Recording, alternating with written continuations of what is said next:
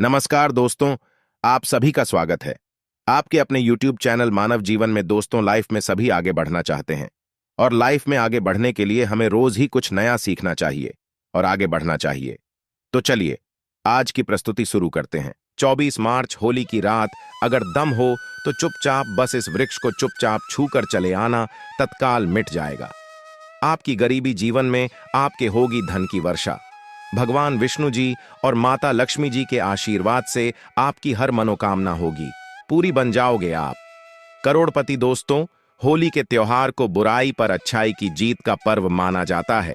शास्त्रों में वर्णित है कि होली के दिन हर प्रकार के पेड़ पौधे, जीव जंतु जागृत अवस्था में होते हैं, जिनमें कई देवी देवता वास करने अवश्य ही आते हैं, और जिन वृक्षों के बारे में आज के इस वीडियो में हम आपको बताने जा रहे हैं। इन वृक्षों में होली वाले दिन खुद भगवान विष्णु जी और माता लक्ष्मी जी वास करने आते हैं। शास्त्रों के अनुसार यह कोई मामूली वृक्ष नहीं है, बल्कि देव वृक्ष है। और अगर भगवत गीता के अनुसार आप सिर्फ होली वाले दिन इन वृक्षों की पूजा भर कर लेते हैं, तो सिर्फ इतना ही करने भर से मान के चलिए, न केवल आपकी जन्म जन्मांतर की गरीबी, परेशानी, कष्ट और समस्याएं तुरंत के तुरंत खत्म हो जाएगी, बल्कि दूसरी तरफ अगर आप होली वाले दिन इन वृक्षों को सही मुहूर्त पर छू लेते हैं, तो आपकी कैसी मनोकामना हो। मान लीजिए आप लंबे समय से नौकरी की तैयारी कर रहे थे, आपकी नौकरी लग जाएगी, आपका बंद पड़ा व्यापार चल पड़ेगा, आपके जीवन में धन आना शुरू हो जाएगा, आपके जीवन में जो धन आएगा उसमें वृद्धि होगी। साक्षात भगवान विष्णु जी और माता लक्ष्मी जी के आशीर्वाद से आपके जीवन में एक चमत्कारी और सकारात्मक बदलाव आएगा। दोस्तों, होली का जो त्योहार है, यह एक ऐसा त्योहार है जिस दिन हर व्यक्ति हर प्रकार के मतभेद, अमीरी गरीबी, ऊंच नीच को भूलकर के समाज में हर्ष और उल्लास के साथ इस पावन पर्व को मनाता है। होली को इसलिए भी मनाया जाता है क्योंकि बुराई पर अच्छाई की जीत हुई थी। होली उत्सव और उल्लास से भरा हुआ त्योहार होता है। खास तौर से जितने भी भगवान विष्णु जी के भक्त होते हैं, वह होली वाले दिन भगवान विष्णु जी के लिए व्रत रखते हैं। पूरे दिन उनके लिए विधि विधान से पूजा पाठ करते हैं, ताकि उनको भगवान विष्णु जी का आशीर्वाद मिल सके। आपकी जानकारी के लिए बता दें, होली के दिन ही लक्ष्मी जयंती भी मनाई जाती है। शास्त्रों में बताया गया है कि लक्ष्मी जयंती के दिन माता लक्ष्मी जी बहुत ही ज्यादा प्रसन्न मुद्रा में होती है और अपने दोनों हाथों से अपने भक्तों पर कृपा बरसाती हैं। और अगर आप लक्ष्मी जयंती के दिन माता लक्ष्मी जी की थोड़ी सी भी पूजा पाठ कर लेते हैं, तो जरूर ही माता लक्ष्मी जी आपको अपना आशीर्वाद और वरदान देती है। धन संबंधित आपकी जो भी मनोकामना होती है, वह लक्ष्मी जयंती के दिन अवश्य ही पूरी हो जाती है। दोस्तों, होली से एक दिन पहले होलिका दहन किया जाता है। आखिर होलिका दहन क्यों किया जाता है?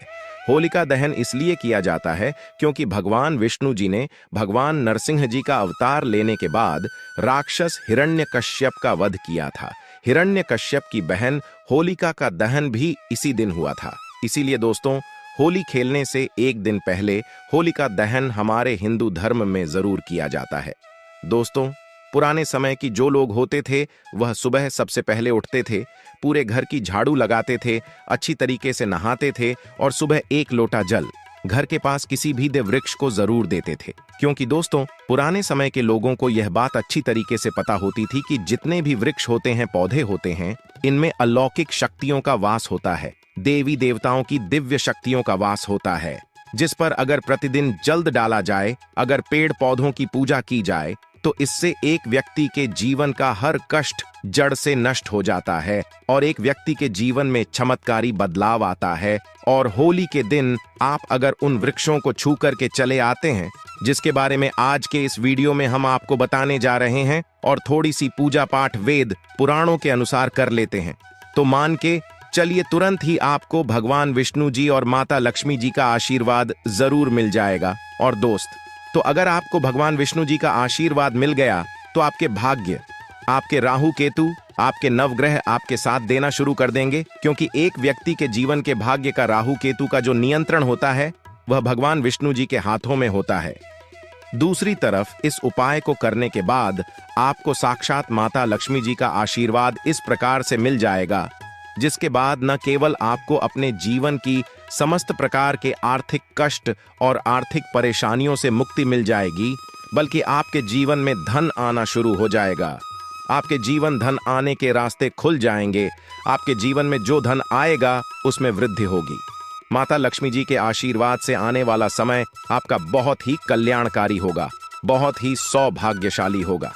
इसीलिए इस वीडियो को लास्ट तक, अंत तक न केवल अपने लिए बल्कि अपने पूरे परिवार के भले के लिए देखिएगा। और अगर आप चाहते हैं कि माता लक्ष्मी जी, भगवान विष्णु जी का आशीर्वाद हमेशा आप पर और आपके परिवार पर बना रहे, भगवान विष्णु जी के आशीर्वाद से आपका भाग्य आपका साथ दे और माता लक्ष्मी जी की कृपा से इस साल आप करोड़पति बन जाइए, तो दोस्तों पूरी सच्ची श्रद्धा और पूरे विश्वास के साथ इस वीडियो को लाइक कर दीजिए और कमेंट बॉक्स में अपनी राशि डाल दीजिएगा। आपकी राशि के अनुसार कोई भी ऐसा उपाय होगा जो आप इस होली के दिन करके लाभ पा सकते हैं, वह आकर हम आपके कमेंट का रिप्लाई में बता देंगे। लेकिन आपसे निवेदन था, वीडियो लाइक करना मत भूलिएगा दोस्तों। सबसे पहला वृक्ष जो आपको इस होली के दिन जरूर छूकर आना। पर दोस्तों, भगवान श्री कृष्ण वास्तुशास्त्र का विशिष्ट ज्ञान रखते थे। उन्होंने समय समय पर धर्मराज युधिष्ठिर को वास्तुशास्त्र का ज्ञान दिया। यह ज्ञान समस्त मानव जाति के लिए अत्यंत महत्वपूर्ण और कल्याणकारी है। श्री कृष्ण ने 2 ऐसे पेड़ पौधों के बारे में बताया है जिनका भवन की सीमा में होना दुख एवं दरिद्रता लेकर आता है। यह वृक्ष घर के सामने होने से उस घर में निवास करने वाले लोगों की कभी उन्नति नहीं होती है। उन्हें हमेशा पराजय और निराशा का ही सामना करना पड़ता है। दोस्तों, वास्तुशास्त्र के अनुसार वृक्ष तथा पौधे हमारे भवन की सुंदरता को बढ़ाते अवश्य है, साथ ही यह वातावरण को शुद्ध रखते हैं। वृक्षों से सकारात्मक ऊर्जा का संचार होता है, जो हमारे जीवन के लिए अत्यंत आवश्यक होती है। वृक्ष नकारात्मकता को कम करके वातावरण को अधिक सकारात्मक बनाने का कार्य करते हैं। घर के सामने शुभ पेड़ पौधे लगाने से घर में बरकत आती है।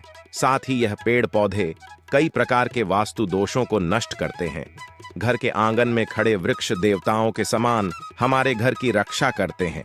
इसीलिए हमारे पुराणों और शास्त्रों में भवन की सीमा में कुछ शुभ वृक्षों का रोपण करने की सलाह दी गई है। आज हम जानेंगे हमारे घर की सीमा में कौन से वृक्ष तथा पौधे होने चाहिए और कौन से वृक्ष नहीं होने चाहिए। जैसे कुछ वृक्षों को शास्त्रों में शुभ बताया गया है, उसी प्रकार से वास्तुशास्त्र में अशुभ वृक्षों तथा पौधों का वर्णन मिलता है। इन वृक्षों का घर की सीमा में होना अशुभ और अमंगलकारी होता है। यह वृक्ष घर के सामने होने से दुख तथा दरिद्रता का ही सामना करना पड़ता है। इन वृक्षों के सानिध्य में रहने पर धन का नाश होता है, शत्रुओं में वृद्धि होती है, मनुष्य अपना मान सम्मान तक खो देता है। इसीलिए यदि आपने भी जाने अनजाने में अपने घर के आंगन में अथवा घर के अंदर ऐसे वृक्ष तथा पौधे लगाए हैं, तो बिना देरी किए उन्हें तुरंत हटा देना चाहिए। तो चलिए जान लेते हैं मनुष्य को कौन से पेड़ लगाने चाहिए और कौन से नहीं। सबसे पहला है पीपल का पेड़। किसी जलाशय के समीप पीपल का वृक्ष लगाने वाले मनुष्य को जो फल मिलता है वह सैकड़ों यज्ञों के समान होता है। जब पीपल के पत्ते उस जलाशय में गिरते हैं तो वे पिंड के समान होकर पितरों को तृप्ति प्रदान करते हैं। इससे सभी प्रकार के पितृ दोष समाप्त हो जाते हैं। श्री कृष्ण कहते हैं, जो मनुष्य नित्य स्नान करके पीपल को स्पर्श करता है वह सभी पापों से मुक्त होता है और कभी पराजित नहीं होता है। पीपल को स्पर्श करने से लक्ष्मी की प्राप्ति होती है और उसकी प्रदक्षिणा करने से आयु में वृद्धि होती है।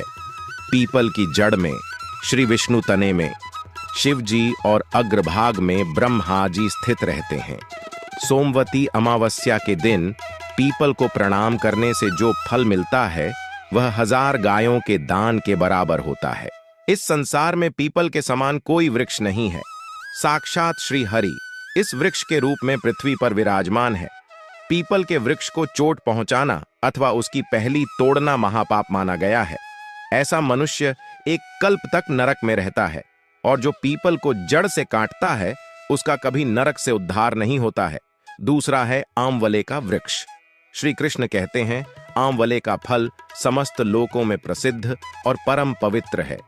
आंवले को लगाने से स्त्री और पुरुष जन्म मृत्यु के बंधन से मुक्त हो जाते हैं। यह पवित्र फल भगवान विष्णु को अत्यंत प्रसन्न करने वाला एवं शुभ माना गया है। इसको खाने से सभी पापों से मुक्ति मिलती है, आंवला खाने से आयु बढ़ती है, उसका जल पीने से रोगों का नाश होता है और आंवले को जल में मिलाकर स्नान करने से दरिद्रता दूर हो जाती है और सभी प्रकार के ऐश्वर्य प्राप्त होते हैं। जिस घर में आंवला सदा मौजूद रहता है उस घर में कभी दैत्य और राक्षस नहीं आते हैं। एकादशी के दिन अगर आंवला मिल जाए तो संसार के सभी तीर्थों से बढ़कर फल प्राप्त होता है। अपने केस में आंवला लगाने वाला फिर से मृत्युलोक पर जन्म नहीं लेता है। जिस घर के सामने आंवले का वृक्ष होता है वहां पर साक्षात लक्ष्मी नारायण निवास करते हैं। तीसरा है अशोक का वृक्ष। दोस्तों, पद्म पुराण के अनुसार अशोक के वृक्ष में अप्सराओं का निवास होता है।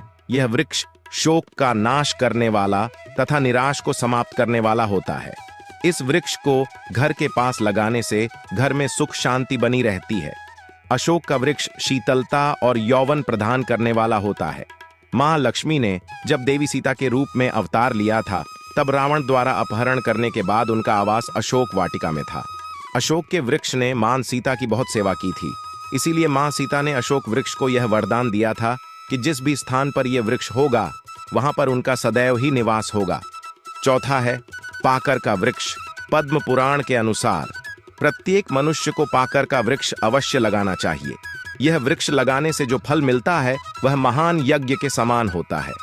कल युग में मनुष्य यज्ञ नहीं कर पाएंगे, इसीलिए उन्हें एक पाकर का वृक्ष अवश्य लगाना चाहिए। पांचवा है नीम का वृक्ष।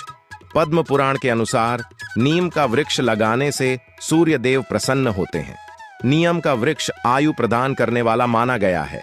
इसे घर के पास लगाने से नाना प्रकार के रोगों से छुटकारा मिलता है।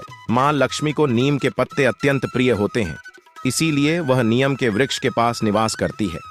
घर के सामने नीम के वृक्ष का रोपण करने से धन संपत्ति की प्राप्ति होती है। छठा है जामुन का वृक्ष। यदि कोई मनुष्य कन्या प्राप्ति की कामना करता है तो उसे जामुन का वृक्ष अवश्य लगाना चाहिए। पद्म पुराण के अनुसार जिस मनुष्य के घर के सामने जामुन का वृक्ष होता है उसके घर में कन्या का जन्म होता है जो कुल का गौरव बढ़ा दी है। सातवां है बेल का वृक्ष। पद्म पुराण के अनुसार बेल के वृक्ष में भगवान शिव और गुलाब में देवी पार्वती का निवास है। इसीलिए अगर बेल के वृक्ष के पास गुलाब का पौधा लगाया जाए तो शिव पार्वती का आशीर्वाद प्राप्त होता है। उस घर में कभी दुख दरिद्रता नहीं आती है, उस घर में कभी अकाल मृत्यु नहीं होती है और कोई स्त्री विधवा नहीं बनती है। अथवा है नारियल का पेड़। नारियल का पेड़ लगाने से पुरुष अनेक स्त्री का पति बनता है। नारियल किसी भी धार्मिक अनुष्ठान का आवश्यक अंग होता है। यह अत्यंत शुभ माना जाता है। घर के आंगन में नारियल का पेड़ होने से उस घर में हमेशा शुभता होती है और उस घर के सदस्यों का समाज में बहुत मान सम्मान होता है। सुंदर पत्नी की कामना करने वाले मनुष्य को अनार का वृक्ष लगाना चाहिए। पलाश का पेड़ ब्रह्म तेज प्रदान करता है, इसीलिए इसका रोपण अवश्य करना चाहिए। वंश वृद्धि और संतान प्राप्ति की कामना करने वाले मनुष्य को अंकोला का वृक्ष अवश्य लगाना चाहिए। अगर मनुष्य किसी बीमारी से पीड़ित है तो उसे खैर का वृक्ष लगाना चाहिए। खैर का वृक्ष लगाने से बड़े बड़े रोग नष्ट हो जाते हैं। यह वृक्ष आरोग्य प्रदान करने वाला होता है। कुंड अर्थात मोगरे के पेट में गंधर्व निवास करते हैं, इसीलिए इस पौधे का रोपण अपने घर के पास करने से कार्यों में सिद्धि और शुभ फलों की प्राप्ति होती है। खासकर कला के क्षेत्र में काम करने वाले लोगों को यह पौधा अवश्य लगाना चाहिए। यदि किसी मनुष्य को चोर और लुटेरों का भी सता रहा है तो उसे अपने घर के पास बैंड का वृक्ष जरूर लगाना चाहिए।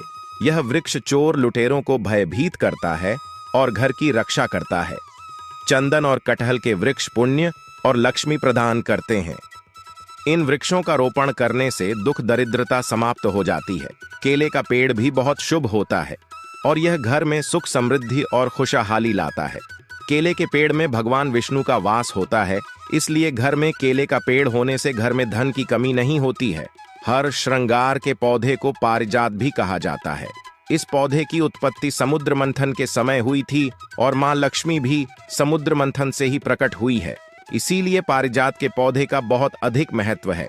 यदि इस पौधे को अपने घर पर लगाते हैं तो आपको मां लक्ष्मी की विशेष कृपा प्राप्त होगी। मनुष्य को कभी भी तार का वृक्ष नहीं लगाना चाहिए।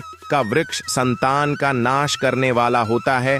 जिस घर के पास का वृक्ष होता है उस घर के संतानों की कभी उन्नति नहीं होती है। मनुष्य को कभी भी अपने घर के पास बहेड़ी का वृक्ष नहीं लगाना चाहिए। इस वृक्ष पर प्रेतों का वास होता है। जो मनुष्य बहेड़ी का वृक्ष लगाता है वह प्रेत बन जाता है। इसके नीचे बैठकर कभी पूजा पाठ भी नहीं करना चाहिए। सुंदर पत्नी की कामना करने वाले पुरुष को डाक का पेड़ लगाना चाहिए। अगर किसी मनुष्य को शत्रुओं का भय सता रहा है तो उसे केवड़े का वृक्ष लगाना चाहिए। यह शत्रुओं का नाश करने वाला होता है। तो दोस्तों, इस प्रकार से शास्त्रों में इन पेड़ पौधों के बारे में बताया गया है। उम्मीद है आपको यह जानकारी अच्छी लगी होगी। आज के लिए बस इतना ही इस वीडियो में दी गई जानकारी। अगर आपको अच्छी लगी हो तो प्लीज हमारे चैनल मानव जीवन को सब्सक्राइब करें, लाइक करें और हमारे वीडियो में अंत तक बने रहने के लिए धन्यवाद।